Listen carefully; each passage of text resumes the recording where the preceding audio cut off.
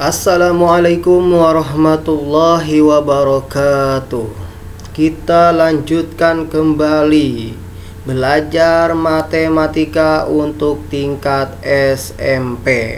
Materi kali ini berkaitan dengan pecahan, terutama membandingkan bilangan pecahan.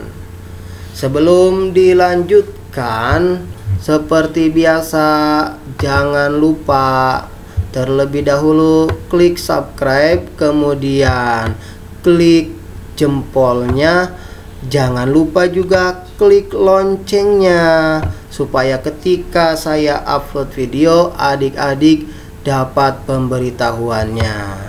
Jika dianggap konten ini baik dan bermanfaat, silahkan dibagikan. Oke, kita mulai pembelajarannya. Membandingkan bilangan pecahan. Coba dilihat contohnya. Dalam suatu acara ulang tahun, undangan yang datang dibagi menjadi 4 kelompok untuk menikmati kue tar berbentuk lingkaran dengan ukuran yang sama.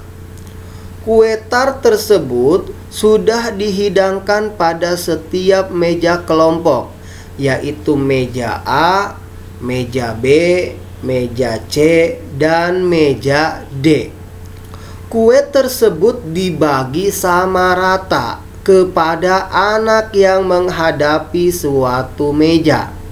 Setiap undangan yang datang boleh memilih duduk di bangku meja manapun. Adit adalah undangan terakhir yang datang di acara tersebut. Adit melihat bangku meja A sudah ada 6 anak. Meja B ada 7 anak. Meja C ada 8 anak. Dan meja D ada 9 anak. Pertanyaannya, apabila Adit memilih bergabung di bangku meja B, apakah banyak bagian kue yang akan didapatkan oleh Adit akan sama dengan anak yang memilih meja yang mana? Jelaskan. Yang B, jika Adit ingin mendapatkan bagian kue yang paling banyak di antara keempat meja pilihan, meja manakah yang seharusnya Adit pilih? Jelaskan. Oke, kita jawab bersama-sama. Kita pahami dulu wacananya. Kita pahami dulu contohnya. Dalam undangan ulang tahun, ini mejanya ada sampai 4 meja. Meja A, meja B, meja C, dan meja D. Adit datang terakhir. Setiap meja itu mendapatkan kue yang sama untuk dibagi kepada orang-orang yang duduk di meja tersebut. Meja A sudah ada 6. Meja B sudah ada 7 anak. Meja C sudah ada 8 anak. Meja D ada 9 anak. Adit datangnya terakhir. Nah, pertanyaannya, kalau Adit milih meja B, nah, bagian kue yang didapatkan oleh Adit itu sama dengan meja yang mana? Pasti sama dengan meja yang C. Kenapa? Karena yang B ada 7 orang. Kalau ditambah dengan Adit jadi 8 orang. Otomatis kuenya akan sama banyak didapatkan dengan orang-orang yang ada di meja C. Itu jawabannya yang A. Cukup mudah kalau kita bisa memahami alur ceritanya. Sekarang kalau yang B, jika Adit ingin mendapatkan kue yang paling banyak di antara keempat meja pilihan, meja manakah yang seharusnya Adit pilih? Tentu meja A yang harus dipilih. Kenapa meja A? Karena meja A orang-orangnya paling sedikit, baru 6 orang. Kalau meja yang lain sudah ada 7, 8 dan 9. Kalau ditambah adit akan tambah banyak. Kalau tambah banyak orangnya, berarti kue yang didapatkan juga akan semakin sedikit. Semakin sedikit orang, kue akan dapat banyak. Berarti pilihan meja yang harus dipilih adit kalau ingin dapat kue yang banyak, yaitu pilih meja yang A. Itu analoginya. Oke, kita coba ke contoh soalnya ya. Dalam suatu acara syukuran kenaikan kelas, Dita mengundang teman-temannya ke rumah. Dita mempersiapkan 2 kelompok yang sudah diatur pada 2 meja. Meja X diberikan 2 kue, sedangkan meja Y diberikan 3 kue. Kue tersebut dibagi sama rata kepada anak yang menghadapi suatu meja. Undangan yang datang boleh memilih duduk di bangku meja manapun. Antin adalah peserta undangan terakhir yang datang di acara tersebut. Antin melihat bangku meja X sudah ada 6 anak dan meja Y ada 8 anak. Jika Antin ingin mendapatkan bagian kue yang lebih banyak di antara kedua pilihan, maka seharusnya Antin memilih meja apa? Nah, kita harus tahu alurnya supaya dapat menjawab, bukan asal tebak. Sekarang, meja X dikasih kue berapa? Meja X itu dikasih kuenya 2. Meja Y dikasih kuenya 3. Nah, sekarang meja X yang sudah ada anak berapa? Udah ada 6 anak. Meja Y sudah ada berapa anak? Ada 8 anak. Sekarang, kalau Antin ingin mendapatkan kue yang lebih banyak di antara pilihan X dan Y, Antin milih di meja yang mana? Apakah dimilih di meja X, apa milih di meja Y? Kalau ingin dapat yang banyak, berarti Antin harus milih di meja Y. Kenapa milih di meja Y? Sedangkan ini kan sudah banyak. Walaupun sudah banyak orangnya, tapi kue yang disediakan ada 3. Sedangkan meja X cuma 2. Kalau 6 bagi 2 itu satu anak. Satu anaknya dapat 3 bagian 3. Kalau 8 bagi 3 itu gede. Maka supaya sama, Antin pilih jadi 9 anak. 9 bagi 3 sama 3. Jadi sama bagiannya. Kalau ke sini 7, jadi 7 anak bagi 2 jadi 3,5. Jadi dapat sedikit bagiannya. Jadi pilihan yang bagus yaitu pilihan duduk di meja Y. Seperti itu. Oke, kita lanjutkan mempelajari pecahan. Lihat gambar berikut ini.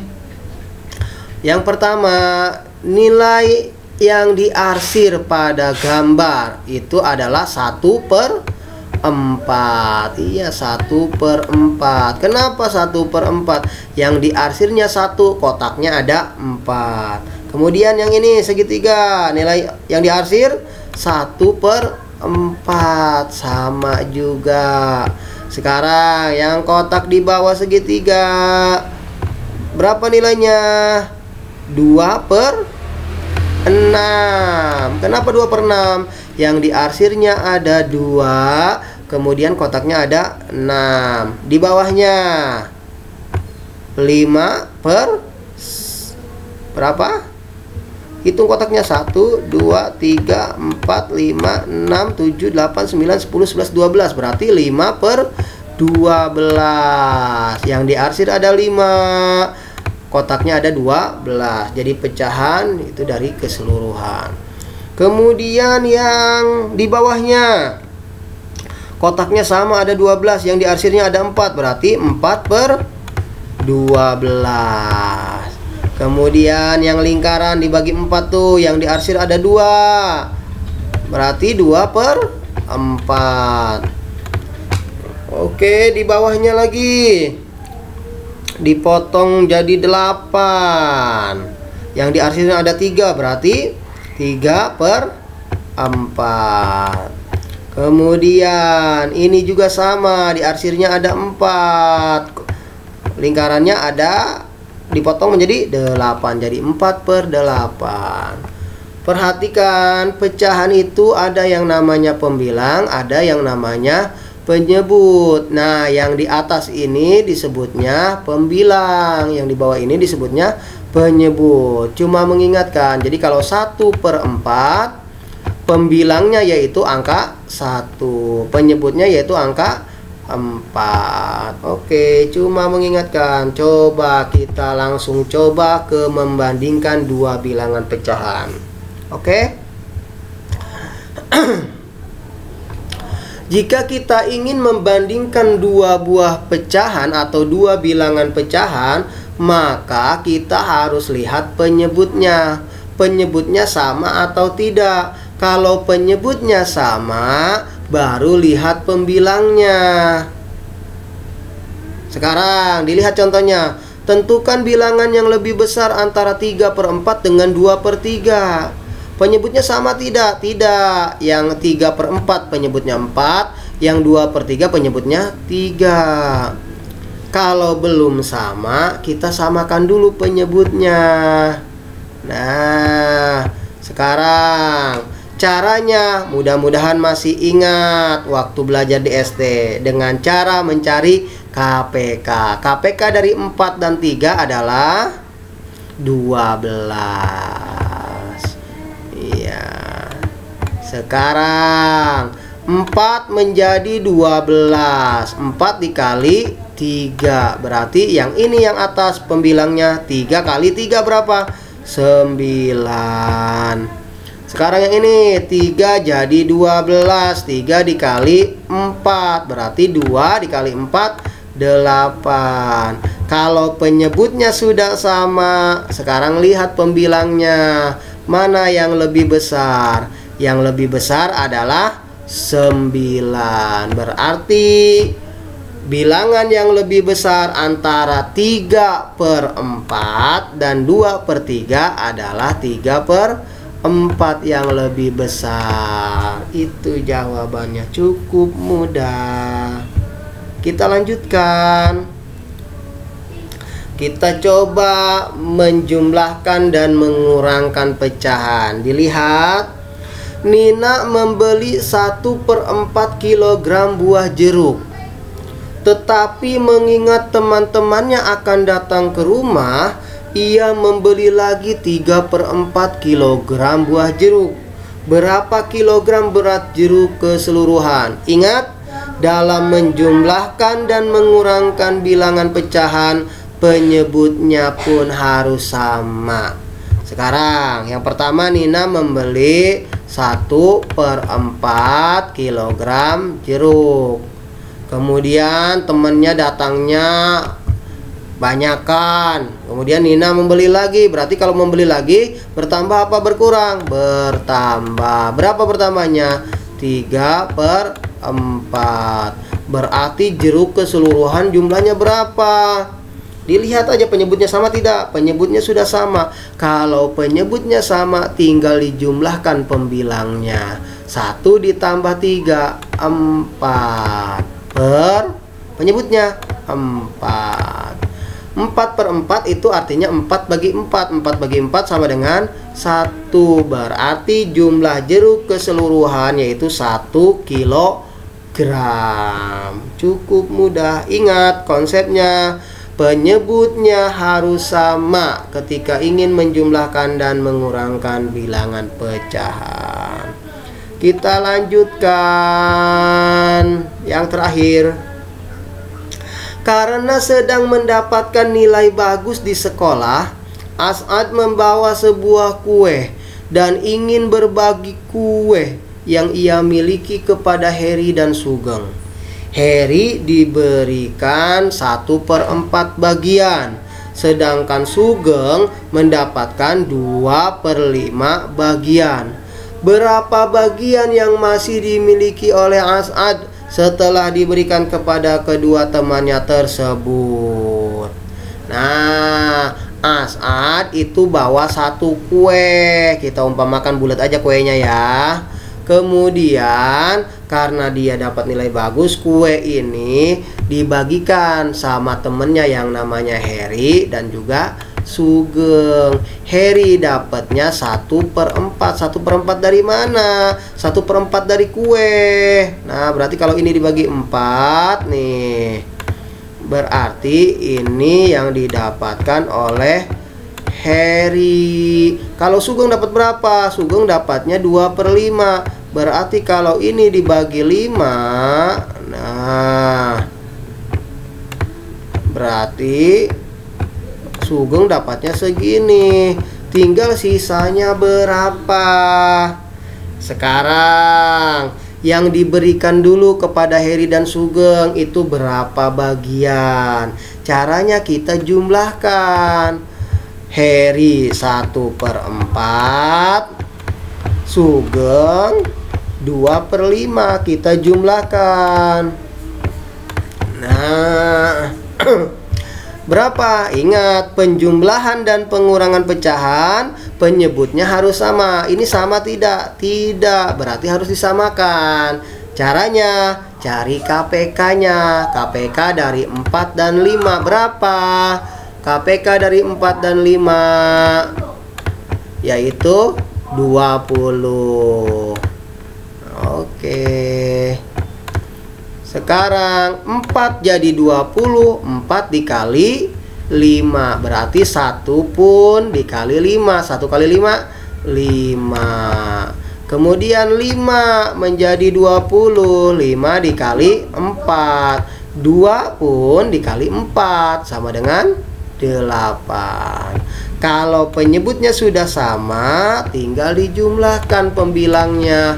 5 tambah 8, 13/20. Nah, jadi yang diberikan kepada temannya yaitu 13/20 bagian. Jadi yang diberikan kepada Heri dan Sugeng itu 13/20 bagian. Jadi kuenya ini dibagi 20 bagian. 13-nya diberikan, berarti sisanya yang dimiliki As'ad, yang masih dimiliki berarti tinggal atau dibagi 20 aja. 20 dibagi 20 diambil 13/20.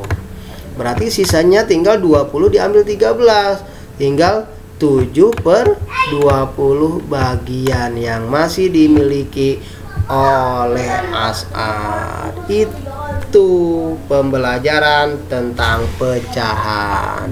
Jadi itu saja, nanti akan kita lanjutkan pada pembelajaran berikutnya. Mudah-mudahan bermanfaat. Sebelum diakhiri, seperti biasa, jangan lupa klik subscribe, kemudian klik juga jempolnya. Jangan lupa juga klik lonceng supaya ketika saya upload video, adik-adik dapat pemberitahuan. Jika dianggap bermanfaat, jangan lupa dibagikan supaya manfaatnya bisa dirasakan oleh orang banyak. Itu saja. Assalamualaikum warahmatullahi wabarakatuh.